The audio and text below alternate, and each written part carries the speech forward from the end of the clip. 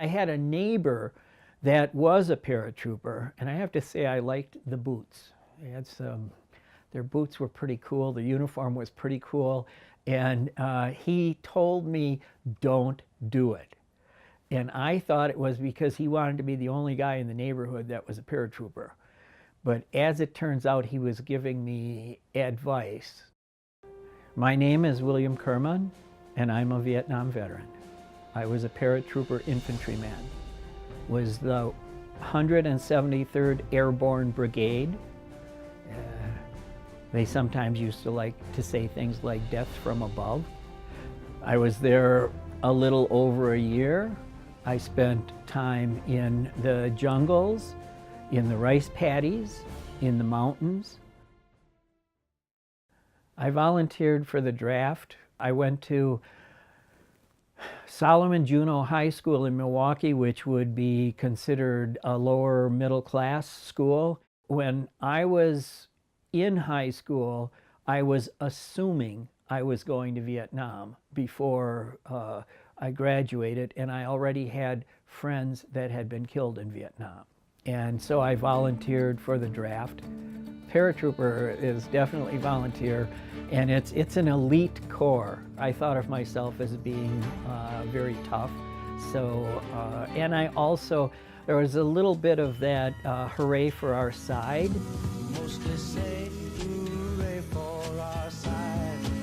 And I thought that we were helping the people in Vietnam. We were, going off to fight communism and stopping it there before they, came to Texas or somewhere. I carried usually about a 90-pound pack when I would start out, because it would have food for, about a week, plus ammunition.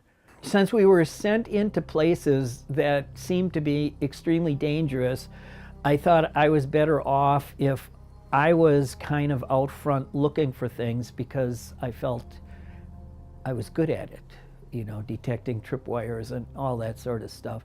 So I would volunteer for stuff. And as I was in Vietnam, I was seeing that I had been lied to about things about the war and what was going on. So I didn't like being there. The main thing for me was survival, and the survival of the people around me.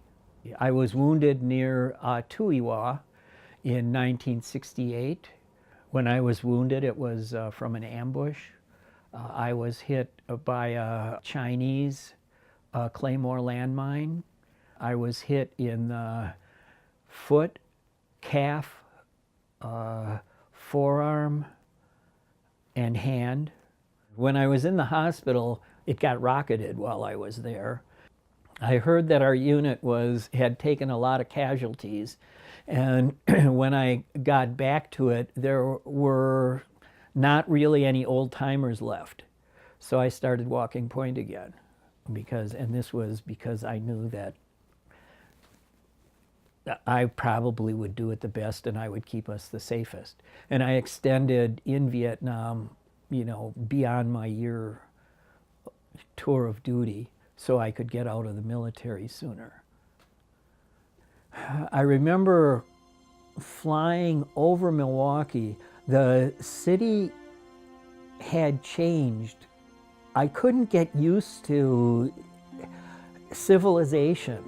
It was very difficult for me. I remember I went with my buddies somewhere, and I saw a woman who was a friend of mine from way back that I had sort of a crush on. And she went across 68th Street in Milwaukee, and it's a busy street. And I was afraid to cross the street. I couldn't figure out how to deal with all the cars. I couldn't figure out how to deal with all the cars, and I just stood there for a long time until someone else came and started across the street, and I got kind of in step with them and went across the street after them. The VA was terrible at that time. And I went to the VA, you know, for like a physical and the stuff like that you have to do. There was a piece of shrapnel that started coming out of my right hand. And by that time, I disliked the VA so much that I decided to take a razor blade and cut it out myself. I mean, it was already trying to come out, and when I wasn't doing anything with it at first, but when I would put my hand in my pocket, it would get caught and hurt a little bit. So I drank like probably a pint of brandy and sat in a chair and took a razor blade and cut it out. And I didn't have anything to do with the VA until a few years ago, because I had a relapse of malaria. I had malaria when I was in Vietnam. I had malaria when I was in the jungle. And we were moving secretly, and they couldn't bring in a chopper to get me out. And they started taking all of my equipment from me because I couldn't carry it anymore. And then it got to a point, we were in mountains too, and it got to a point where another soldier had to help support me as I was going, but they wouldn't bring in a chopper. And then one of the guys fell and broke his back, and they brought a chopper in. It was Mitchell Hall in Milwaukee at the University of Wisconsin-Milwaukee. I went out the door after a class, and there were some hooches set up on the lawn in front of Mitchell Hall, and some guys in combat fatigues. And I went up to one of them and I said, "What are you guys doing?"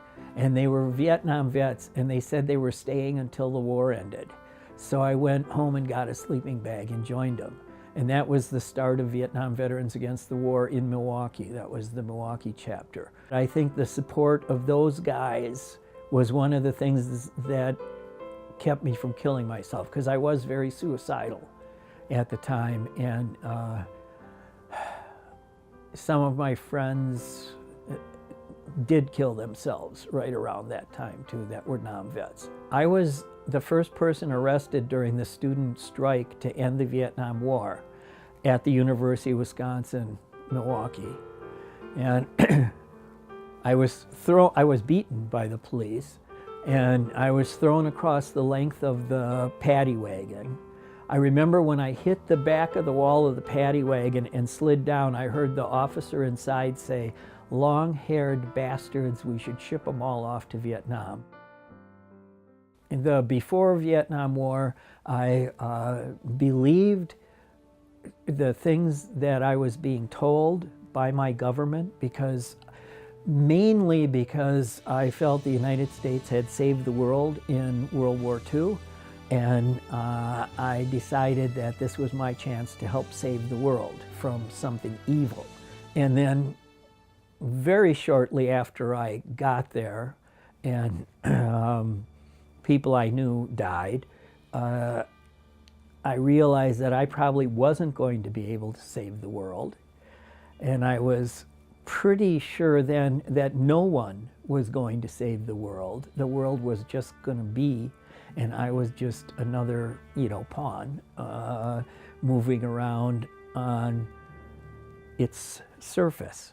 Well, I've been diagnosed with post-traumatic stress disorder, like very high degree, and that stuff doesn't seem to really go away. It's like it comes back in waves. It's sort of like trying to decide if you have a right to be alive. I know that